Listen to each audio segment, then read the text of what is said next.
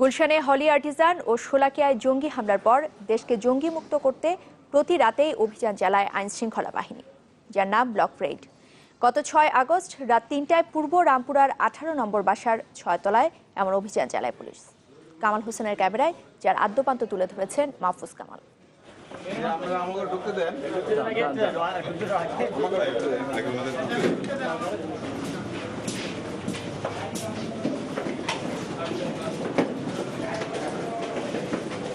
খোলেন।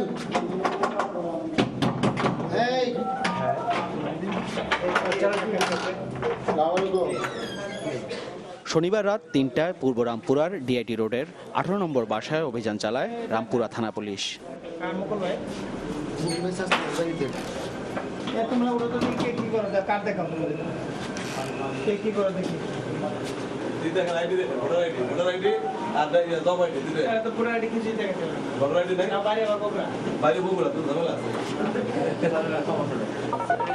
যে মেসে অভিযান চালানো হয় সেখানকার বাসিন্দারা জানান, পুলিশি অভিযান আতঙ্ক তৈরি করলেও নিরাপত্তার জন্য এমনটি দরকার। না, আমাদেরকে জিজ্ঞেস করছে যে মানে ঠিকানা বা আইডি কার্ড আছে কিনা, ওই ধরনের কথাবার্তা জিজ্ঞেস করছে। অবশ্যই ডিস্টার্ব লাগে, যে বাইরে এই সমস্ত কাজ হইতেছে, এটা স্বাভাবিক। অনেক এই সমস্ত জিজ্ঞাসাবাদ করা।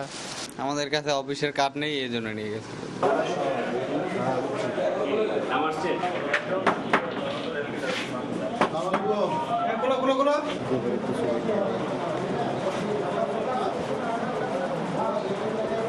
মুরব্বীর বাড়ি কোথায়?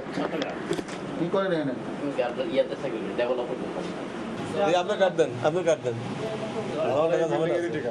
জনগণের নিরাপত্তার স্বার্থে প্রতি রাতেই অভিযান অব্যাহত রাখার কথা জানায় পুলিশ। আনোয়ার সিমেন্ট নাকি?